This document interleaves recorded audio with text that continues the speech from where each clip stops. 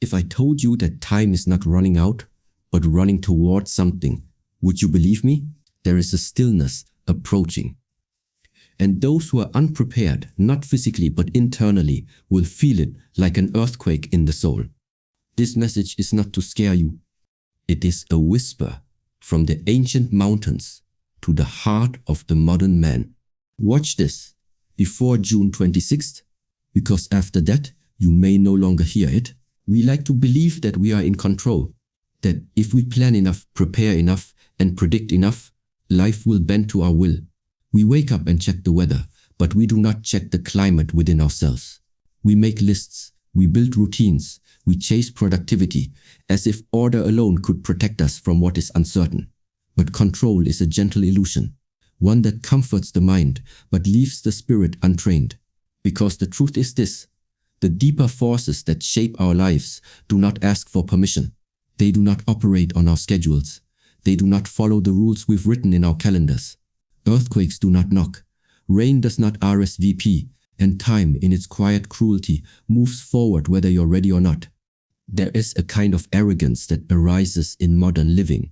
The assumption that because we can hold information in our palms, we can also hold destiny in our hands. But wisdom is not the same as data, and readiness is not the same as prediction. Even the monk who meditates for years on the mountain cannot stop a storm, but he does not need to, because he has learned to stop expecting stillness from the sky and instead create it within himself. Look around. Everything you call stable is held together by something invisible. The ground beneath your home rests on shifting plates. The breath in your lungs depends on a delicate rhythm. The heart in your chest beats without your command. You are not the master of these things. You are their guest. And the wise guest does not take the host for granted. That is why ancient traditions emphasized reverence. Not fear, not superstition, but reverence for the mystery that allows life to continue without asking for your input. Control, in the end, is not what grants us peace.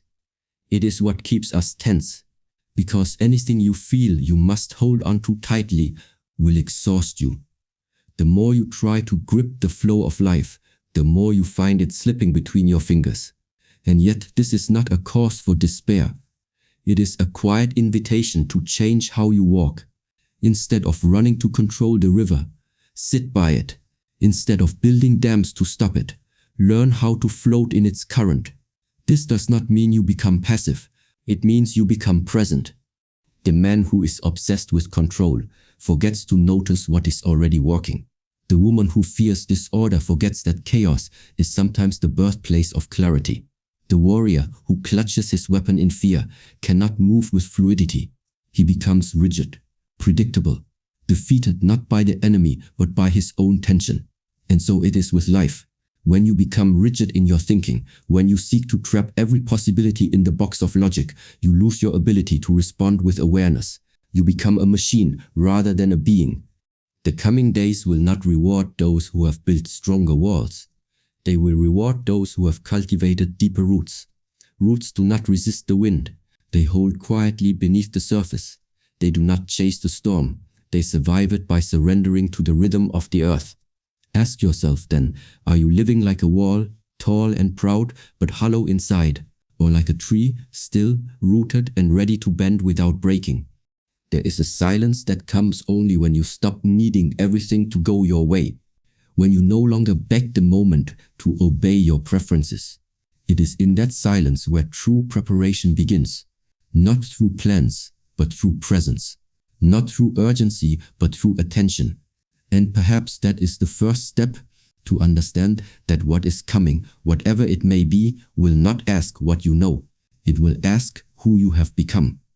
And so I ask you, what part of you is still clinging to control? What are you still trying to force, shape or predict, as if life were a spreadsheet instead of a living breath? Let it go, let it unravel. Watch what remains when you stop resisting. That is the part of you that is real. That is the part of you that will endure. The signs never vanish. We only forget how to read them long before a storm arrives. The animals grow restless. Birds shift their flight path.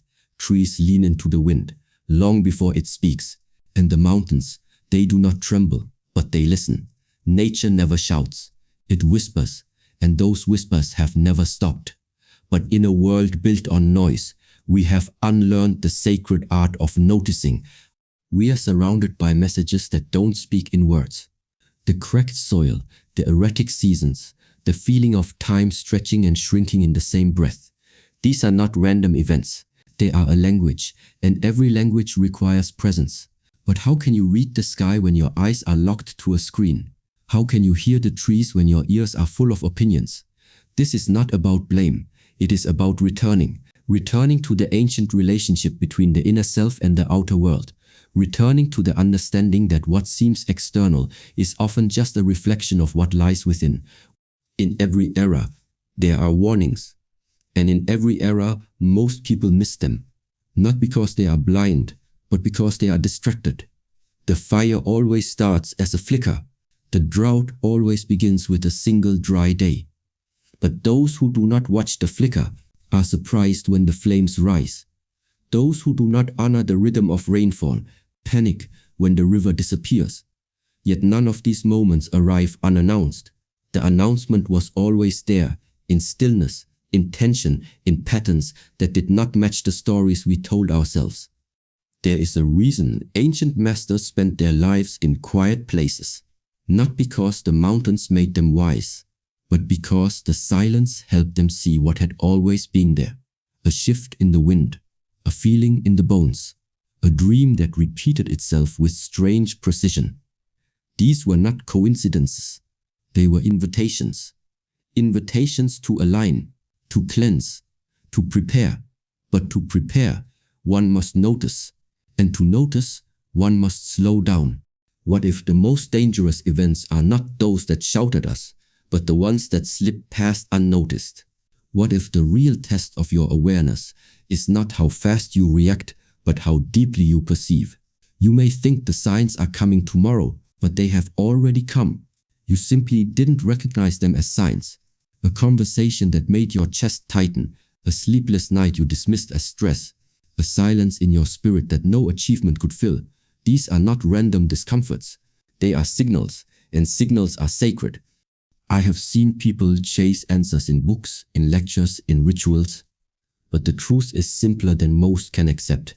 To sense what is real, you must first be still. Still enough to feel the shift. Still enough to notice what no one else is talking about. When the collective mind is focused outward, the awakened soul looks inward.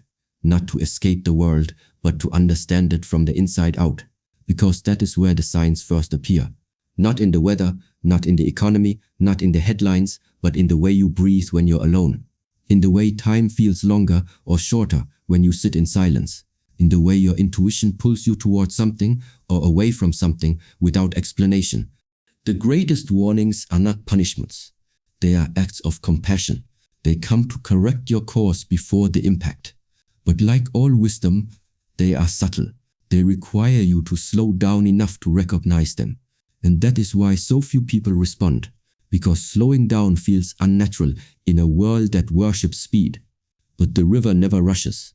The moon never hurries. The tree does not grow faster because it wants to reach the sun. It grows by being faithful to the rhythm that was already placed inside it. So must you. Do not ask what will happen on June 26. That is the wrong question. Ask instead, what has already begun that I have not yet honored? The answer to that question is where your real preparation begins. We often imagine warnings from the divine as dramatic events. Thunder in the sky, fire on the mountain, voices booming through clouds. We think they come from above, loud and clear, forcing us to stop in our tracks. But if you observe closely, the most profound messages never come with noise. They come with absence. Absence of clarity, absence of comfort, absence of peace. It is not the thunder that teaches. It is the quiet afterward that changes you. That stillness that demands your attention, not with violence, but with truth. To call something God's final warning is to confront a difficult reality. Not that we are being punished, but that we are being remembered. Remembered by the very order we try to live apart from. Remembered by a deeper intelligence that sees beyond the surface of our habits and accomplishments. You see, it is easy to believe we are awake while moving, but stillness is the true test of wakefulness. And this warning, if it is divine, does not come to destroy. It comes to return you to yourself. Perhaps that is the deeper meaning. What feels like a warning is really a reflection, a final echo of all the chances you were given to choose differently. It is not God knocking loudly on your door. It is your own soul showing you the path you've wandered from. In that way, the warning is not punishment, but mercy. It does not say, you have failed. It says, look again. So then, what is it that must be seen?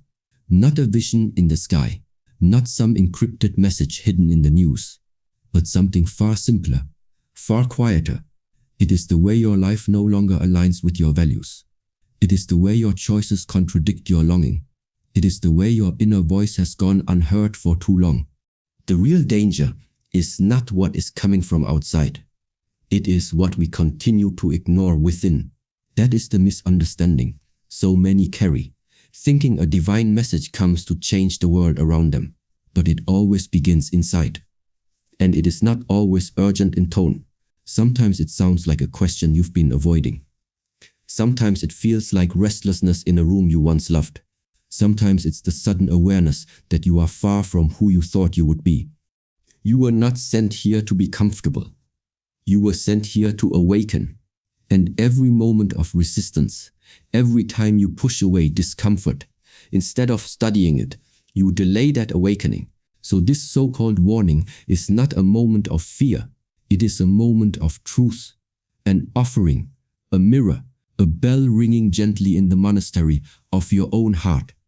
If the world seems uncertain, if your thoughts seem heavy, if time feels like it is pressing forward with unusual weight, do not rush to fix the outside. Turn inward. Ask what is unspoken inside you that now demands voice. Ask what you've postponed out of convenience. Ask why silence now feels louder than sound. There is no final warning without a first invitation. And the invitation has always been there, in the breath, in the moment, in the quiet decision to live with integrity. You do not need more signs. You need deeper stillness. You need to slow the racing of your thoughts so you can hear the instruction that's already been given, the one that comes not from above but from within, the place where the divine has always whispered, without force, without fear.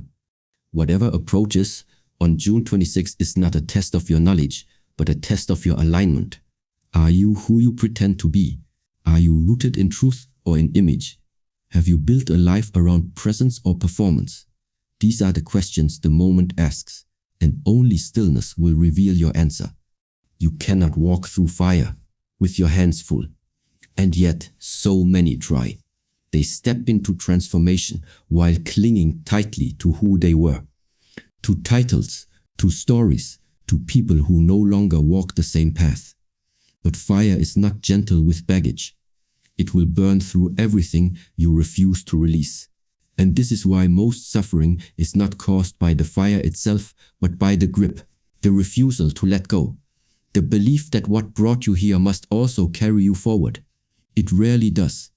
We all carry something that no longer serves us, a habit that numbs, a resentment that simmers quietly beneath our smiles, an identity we've outgrown but still protect because it's familiar. We convince ourselves these things are necessary, but in truth, they are weights, and the next part of your journey will not allow passengers that weigh down your soul. What you are moving toward, if it is real, will ask for a shedding, not as punishment, but as preparation. You cannot climb the mountain and drag the village behind you. You must choose what comes with you. You must choose who comes with you. And above all, you must choose which version of yourself you will take into the next season of life. Most people try to bring them all. The dreamer, the pleaser, the performer, the one who is always trying to be enough. But the path is narrow, and it is honest. It will only welcome the version of you that no longer lies. So pause and ask yourself with sincerity, what am I still clinging to that cannot survive where I'm going? What part of my identity is built on fear? What rituals do I repeat only to feel safe, even though they make me feel smaller? These are not questions to answer quickly. They are questions to live in, to let echo inside you until the falls away on its own. There is a sacred violence to awakening. It does not ask for polite adjustments. It asks for death of the old self, of old habits, of hollow attachments. And like any death, it will feel unnatural at first.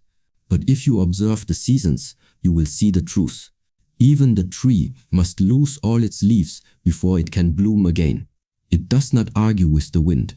It does not cry over the fallen. It stands, it empties, it waits. And can you do the same? Can you let go without resentment? Can you mourn what no longer serves you? Not with bitterness, but with gratitude. Even the painful patterns once served a purpose, but their time is over. To carry them forward now is to poison what is sacred. There is no room for disguise in what comes next. Only truth, only stillness, only the quiet courage to leave behind what is already leaving you. So look closely at your attachments, not just the obvious ones, but the subtle ones. The roles you play in silence, the identities you defend unconsciously, the way you react when silence grows too loud. These are your mirrors. They do not lie. They reflect the version of you that is afraid to vanish, even when vanishing is the path to becoming. In many traditions, there is a ritual of shedding before entering the sacred space. You remove your shoes, you bow your head, you step in empty, not because the place demands it, but because the act prepares you. In the same way, the coming shift, whether it arrives with fire or wind, silence or light, will ask you to leave something at the threshold, something you no longer need but have grown too familiar with. You know what it is. You've known for a while. The mind will tell you it's not the right time, that maybe you can hold on a little longer, but the soul knows otherwise. The soul does not wait for the perfect conditions.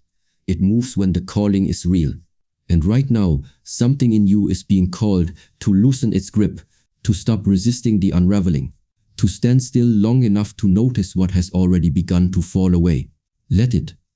There is a peace that cannot be given to you, not by others, not by circumstances, not even by the quiet around you.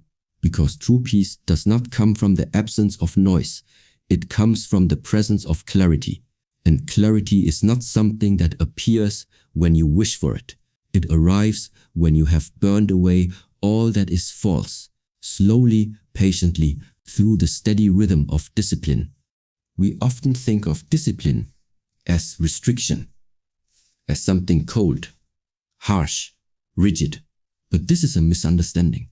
Discipline is not about controlling the self. It is about refining it. It is the art of shaping your energy into alignment with your values, moment by moment, decision by decision. In a world that praises comfort and convenience, discipline has become a forgotten form of love. But it is the deepest kind, because it asks not how you feel, but who you are becoming. When the fog is thick, the disciplined one does not rush forward. He waits, he breathes, he listens, because he has trained himself to resist the seduction of reaction. His inner compass does not panic when the outer world trembles. And this is why the path of stillness is a warrior's path. Not because it is violent, but because it is exacting. It demands presence, and presence is costly. To be clear, within yourself means to stop hiding behind distraction. It means to sit in the emptiness of not knowing and trust that what you need will rise to meet you, not through force, but through fidelity. Fidelity to your breath, to your word, to your way of being when no one is watching. This kind of clarity is not loud. It is not inspirational. It is not the spark of a single moment. It is the fire that is tended in quiet repetition. And it becomes your light, not because it burns bright, but because it does not go out. Look around, and you will see people chasing noise, chasing meaning in headlines, in arguments, in constant motion. They fear stillness because it reveals the hollowness they are not ready to face. But what is hollow cannot endure. Only what is rooted can remain when the winds arrive. And so we return again to simplicity, to the quiet discipline of rising with the sun, of eating with attention, of speaking less and listening more, not as a performance, not to appear spiritual, but to be empty of what is unnecessary and full of what is real. There is no great revelation that will come to you without preparation. The soul opens slowly, like a flower that only blooms in the exact light. You must become that light. You must become the conditions in which your own awakening can safely unfold. And this is why clarity follows discipline, not desire. Because desire alone is fleeting. But discipline is the bridge between longing and embodiment. When the world is uncertain, most people chase new ideas. But the wise one returns to the basics. Breath, posture, stillness, intention. He repeats them, not because he is bored, but because he understands that the sacred hides in the simple, that the next level of awakening is not always above. It is often beneath the noise, beneath the ego, beneath the craving to be elsewhere.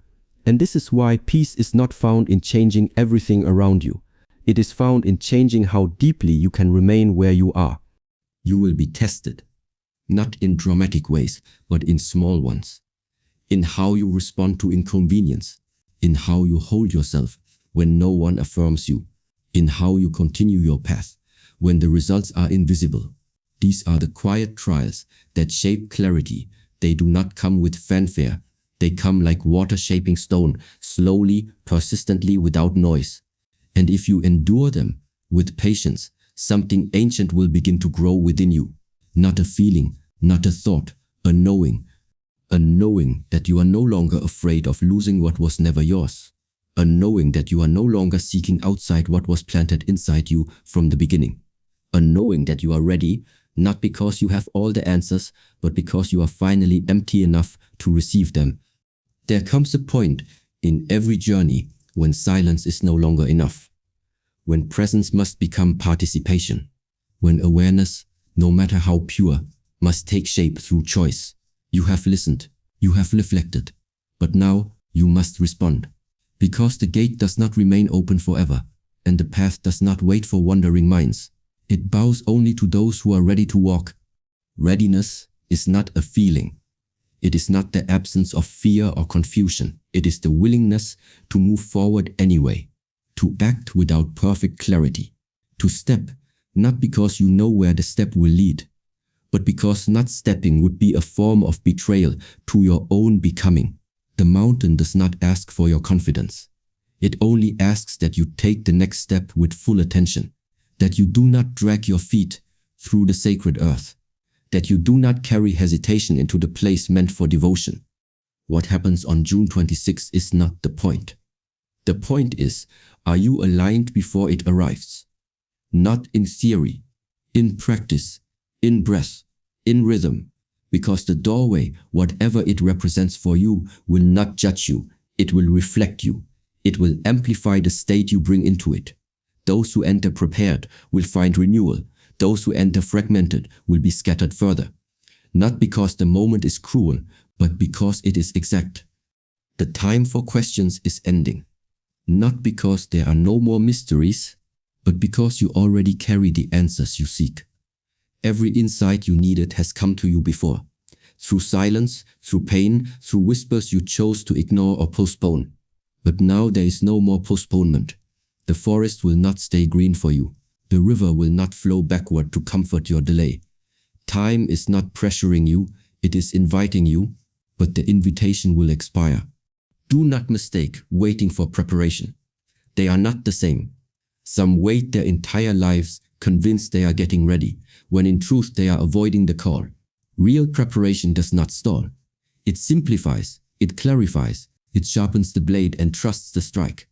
So ask yourself, honestly, what act of courage have you been avoiding? What truth have you sensed but not spoken? What step have you known deep down must be taken, but still you hesitate?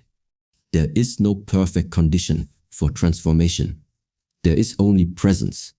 You cannot cross a threshold by thinking about it. You cross it by moving. Even a single conscious act done from truth is enough to set a different course. One breath taken without distraction. one apology spoken without pride, one object released without clinging. This is how the old world begins to dissolve, not through drama, but through integrity. And now the question arrives not from me, but from the life you are standing in. What will you carry forward from this moment? What will you leave behind? Not because it is easy, but because it is time. You know the answer. You've always known it. You've only been waiting for permission. But the mountain never gives permission. It only stands still. And those who are ready climb. So go. Not in a rush, not in fear, not with trembling. Go like a river that has found its path again. Go like a flame that knows exactly what it must consume. Go like a soul no longer willing to betray its own knowing. Whatever awaits is not the test. You are, and the time to answer is no longer later. It is now. You have listened, not with the ears, but with the soul. And now, a choice rests in your hands. Not a loud one, not dramatic, but quiet, sacred. The kind of choice that no one will witness, but everyone around you will feel. There are moments in life that pass like ordinary hours. And then there are moments that contain an entire life's worth of truth, compressed into a silence, a question, a breath. This is one of them. And what you do next will not be remembered by history, but by your own heart. The heart always remembers whether you ran from truth or returned to it. The ancients say, before enlightenment, chop wood, carry water. After enlightenment, chop wood, carry water. The path is not elsewhere, it is here. The work is not beyond you, it is beneath you, already waiting in the breath, in the choice, in the step you've avoided for too long. Let today be the day you return to the ordinary with extraordinary presence. Do not fear the silence that follows this message. It is not emptiness, it is space. Space for you to decide who you will now become. Not for me, not for anyone watching, but for the part of you that came here quietly hoping to be remembered. And so I leave you with this. When the student asked the master, what is the final teaching? The master simply closed his eyes and breathed. So now, breathe. Before the clock strikes, before the door closes, before June 26 becomes just another day, ask yourself with full honesty, will I wait for life to awaken me? Or will I meet it already awake?